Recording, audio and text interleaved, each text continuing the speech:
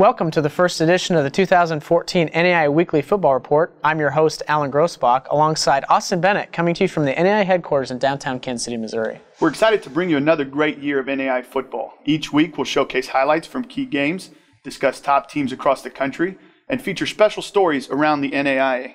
Before we jump into this season, Austin, let's take a look back at last year's championship game between Grandview and the University of the Cumberlands. Much like they did all season last year, Grandview raced out to a 21-3 lead that included 3 touchdown passes from then sophomore quarterback Derek Fulton. Yeah, Cumberlands would respond, though, with a pair of TDs of their own to make it 21-17 Viking lead at the break. After a scoreless third quarter, Fulton broke the second half drought with a 4-yard touchdown pass to Brady Rowland. This made Fulton the first NAIA quarterback to throw 4 touchdown passes in a game since the association moved to one division in '97. Cumberlands cut the deficit to 28-23 on Aaron Craig's school record-tying 26th score of the season.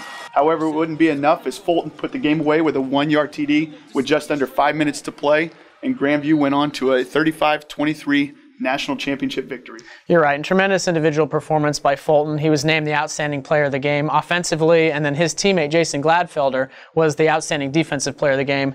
A lot of tremendous individual performances. You mentioned Craig, you mentioned Fulton, we mentioned Rowland. Just really a great game all around. One thing looking forward, this year's national championship is going to look a little different than last year's as we move from Barron Stadium in Rome, Georgia to Municipal Stadium in Daytona Beach, Florida. Now, Municipal Stadium was built in 1988, and the last 4 years it's been part of a $900,000 renovation project funded by Volusia County, which is the county that encompasses Daytona Beach. That's right, Alan, and we had a chance to visit with the local host committee last week, and they're chomping at the bit to begin this race to Daytona. Here's Mayor Derek Henry with a short welcome. Hi, I'm Derek Henry, Mayor of Daytona Beach. Welcome to the world's most famous beach, where we're proud of our 23 miles of hard-packed sand, which are ideal for biking, jogging, and a little football. We hope to see you on December 20th at the NAIA National Football Championship. Austin, obviously we're really excited to get with Daytona Beach, and we can't thank Mayor Derek Henry for taking that short time with us. But we also want to take a step back and thank the people of Rome, Georgia, as they've been a great home for NAIA football for the last 6 years. Alan, there's a lot of anticipation and excitement around the game moving to Daytona in 2014. What do you think Grandview and Cumberland's chances are to make it down there? Well, both squads returned a ton of talent. Coach Woodley and Coach Reimer, both top-notch coaches, both top-notch football programs, and we actually had the opportunity to catch up with both of them recently to hear their thoughts on the upcoming season. Always look forward to every new season. It's a new football team, new characters to our cast, all those cliches, but I'm excited about it. We had our time in the sun this past season, and got to put that behind us and move forward, and hopefully we can go out and represent our school and do a great job again in competing for another championship. Obviously they've been in situations before where they were in games last year throughout the year that were really tough games to win. Came from behind wins. They learned how to win big games, learned how to win playoff games. So those situations are priceless, because if you go 7-3 and don't make the playoffs, you're never in those positions. But playing 4 playoff games, playing for a national championship, you really put yourself in positions that only you can be in if you make it that far. And a lot of those guys had that experience. They know what it feels like. They've been there and done it, and they want to do it all over again. So the work ethic has been just relentless.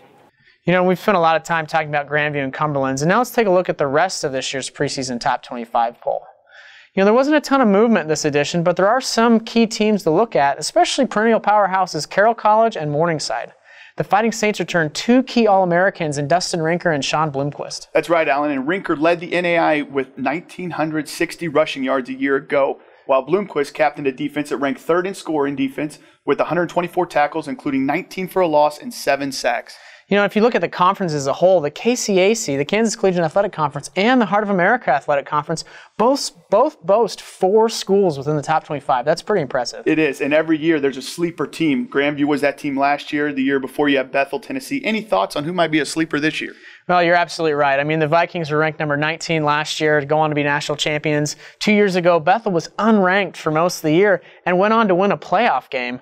There's always teams like Southern Oregon. They have one of the top offenses in the NAIA that we'll touch on here a little bit later. You've got Tabor, who's got a strong running attack. And some teams I know you really like are Siena Heights and Reinhardt. Yeah, I think Coach Lyle's done a great job in getting his team up and running there, as well as down at Reinhardt. I had a chance to catch up with their coach, and they're really excited about the upcoming season. I think this could be the year to take another step forward.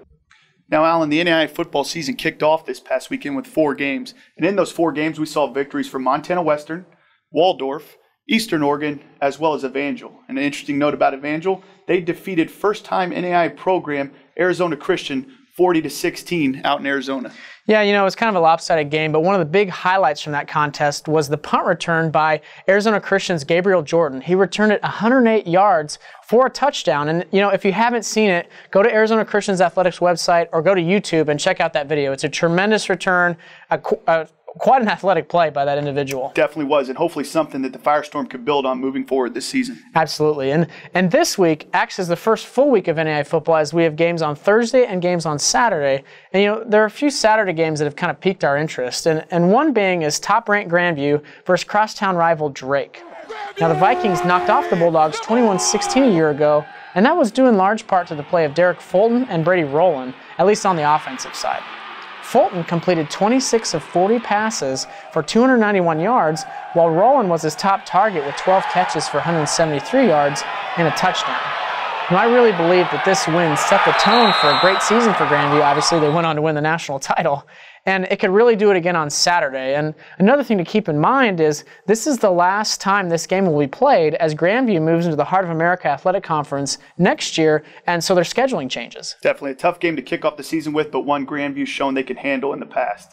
Next, let's set our sights on Southern Oregon at Menlo. Now, for the last 3 years, Southern Oregon has featured one of, if not the best offenses in NAIA football, including leading the nation in pass offense, first downs, scoring offense, as well as total offense in 2013. And much of the Raiders' success has been due to the consistent play of quarterback Austin Dodge. The senior has thrown for 11,654 yards and 102 touchdowns in only 32 career games with Southern Oregon. He holds or has helped the Raider offense to numerous NAIA records. And, this year, you really need to keep an eye on him because he's got a realistic shot at breaking 8 career offensive records within the NAIA, including NAIA Hall of Famer Tyler Emmert's career total yards gained mark of 13,979. So again, really keep an eye on Dodge this year. Absolutely. Quite the body of work for that young man going out west there. Austin, let's shift gears a little bit. And for all the movie lovers and sports fans out there, be sure to keep an eye out for the feature film The Game Stands Tall. The story revolves around the De La Salle Spartans and their road to gridiron glory. That's right, Alan. The accomplishments of the team, both on and off the field, reflect the values of the NAIA Champions of Character program. We were honored to partner with Sony and showcase the film in the greater Kansas City area. We now go to a short trailer of the film When the Game Stands Tall. Inspired by the incredible true story. We will never experience anything like this again in our lives. I love you guys. To become the most winning team in sports history, With them high, boys. they had to find strength in each other. Today I am lost. Discover courage. Only way I'm going out of this game is on a stretcher. Play hard. Buster Matthews, 300 pounds of pure aggression. You're going to face him the whole game. And stand tall. You know why they call me Buster? Because you're stupid enough to let them. When the Game Stands Tall. Rated PG. Okay, and we transition one more time into social media. And fans, this is where we're looking for you to engage with us. Again, for this upcoming season, we'll post the top games each week to Facebook, and we're looking for you to pick our game of the week. And that game will get highlighted on the show and then also highlighted online on NAIA.org. So again, the photo with the most likes gets that opportunity. That's right, and your opinion is important to us. We will post a Q&A for you to submit questions, and the questions with the most likes will get a response right here on our show. Agreed, and those questions are football related, obviously, and both these contests will come through our Facebook page, Play NAIA. That puts a wrap on this week's show. Tune in next week for a full slate of NAIA football games for us to discuss. Coming to you from Kansas City, I'm Alan Grossbach. And I'm Austin Bennett. We'll see you next week.